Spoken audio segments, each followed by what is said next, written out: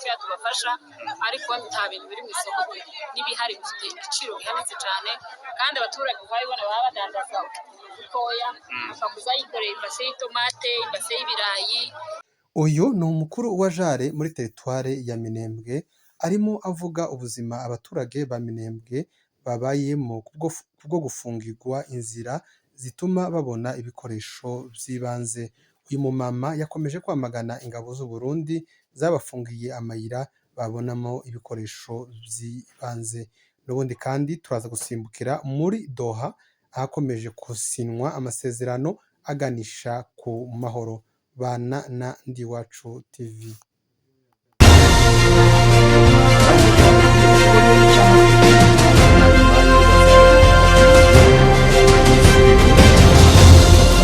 Abaturage ba Minembwe ndetse n'abatuye Indondo bakomeje kwamagana ibikorwa bibi bya leta y'u Burundi ikomeje gukorera abaturage batuye muri ibi bice.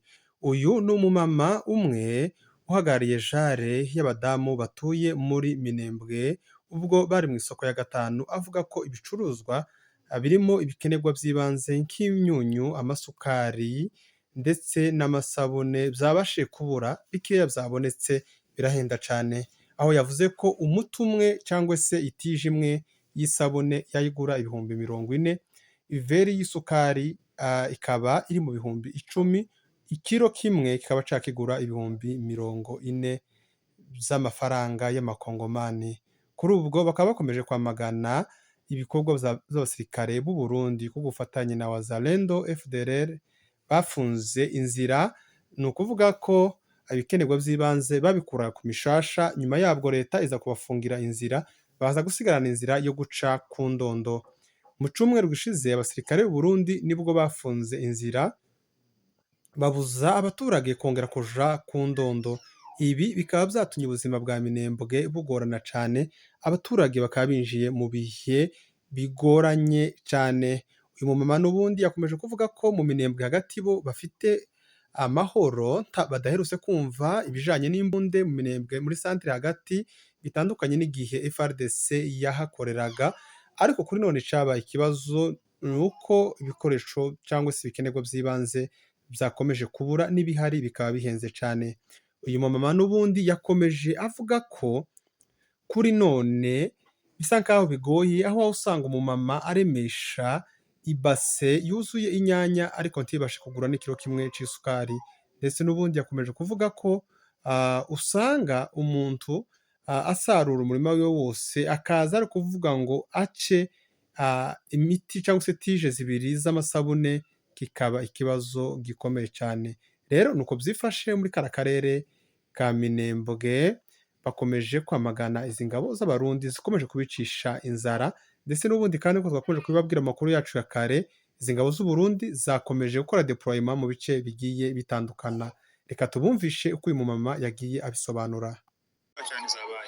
Naje kare gerageza kureba ibiciro byose, ibiciro bisanzwe by'ibiryo n'ibisanzwe, ariko impinduka zirahari nyine ko nta byashara birimo bijanye n'amasabune n'imyunyu, nta bihari kabisa. Ibihari n'ibikeya ku baturage bahari.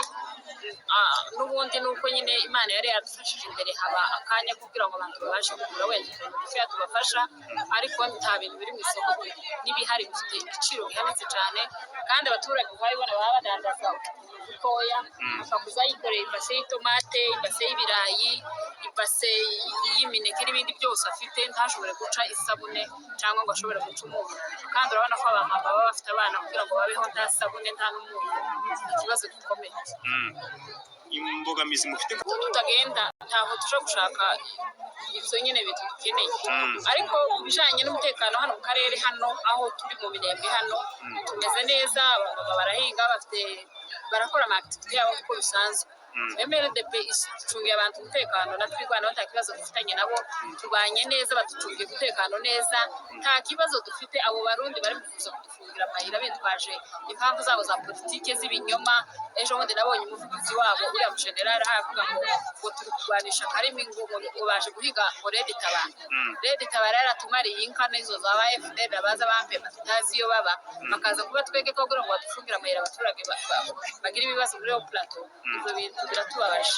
Dufite imbogamizi nkuru dufite n'iy'abarundi. Abarundi nico kibazo dufite muri iki gihugu, ariko ibindi byose twari tubayeho ko dusanzwe tubayeho nta kibazo.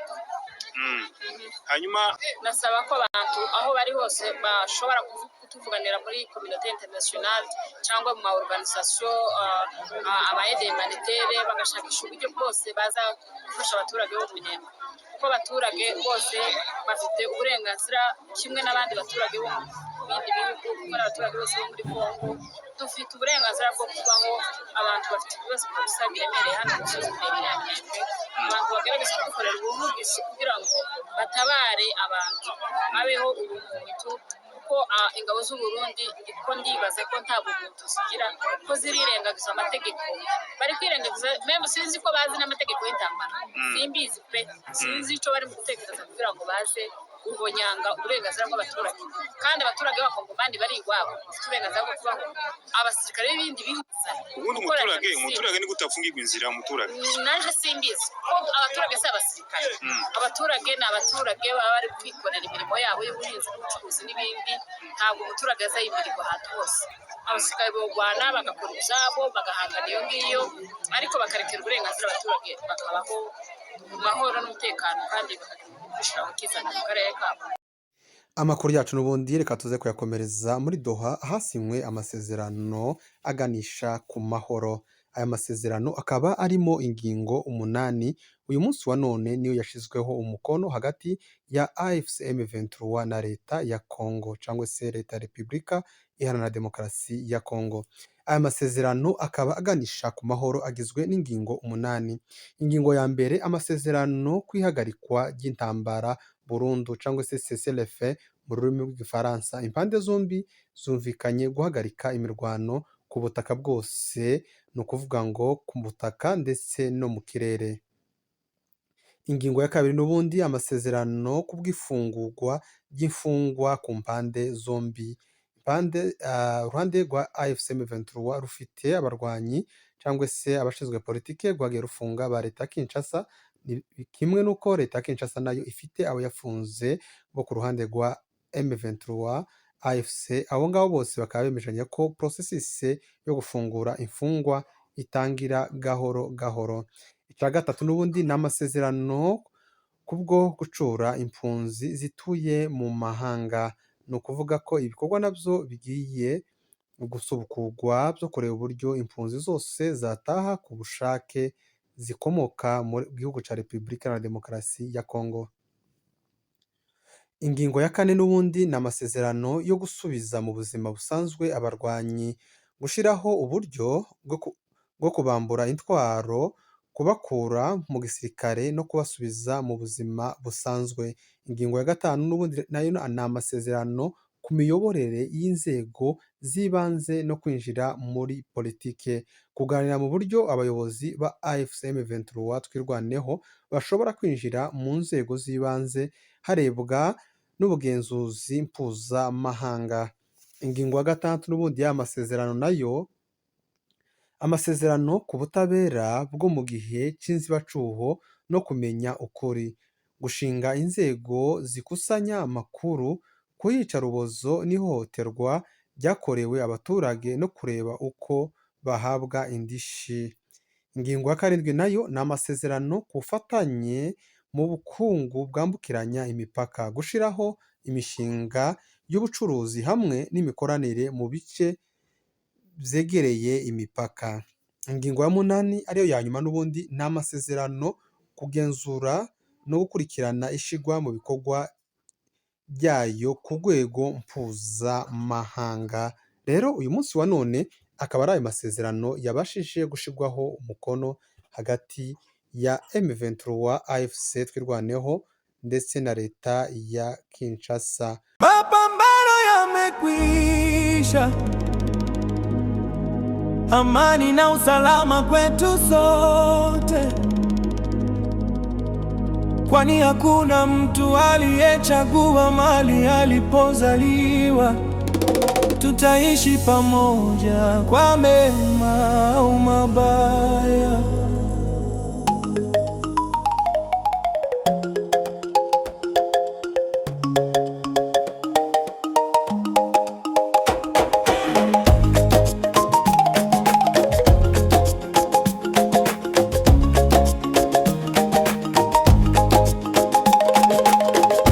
Mapambano yamekwisha, amani na usalama kwetu sote, kwani hakuna mtu aliyechagua mahali alipozaliwa. Tutaishi pamoja kwa mema au mabaya. Mapambano yamekwisha, amani na usalama kwetu sote, kwani hakuna mtu aliyechagua mahali alipozaliwa. Tutaishi pamoja kwa mema au mabaya. Ole wako jijini Uvira, ole kwenu wazalendo. Bahati mbaya kwa jeshi la Burundi, ninyi muko nini? Mbele ya simba ya Bijabonye ni nini? Ni mbele ya simba ya Sarambwe, mikono juu ama mupotee kwa dunia. Ole wako jijini Uvira, ole kwenu wazalendo. Bahati mbaya kwa jeshi la Burundi, ninyi muko nini? Mbele ya simba ya Bijabonye ni nini? Mbele ya simba ya Sarambwe, mikono juu ama mupotee kwa dunia. Simameni vijana la amani, jeshi lisilo na ubaguzi wowote.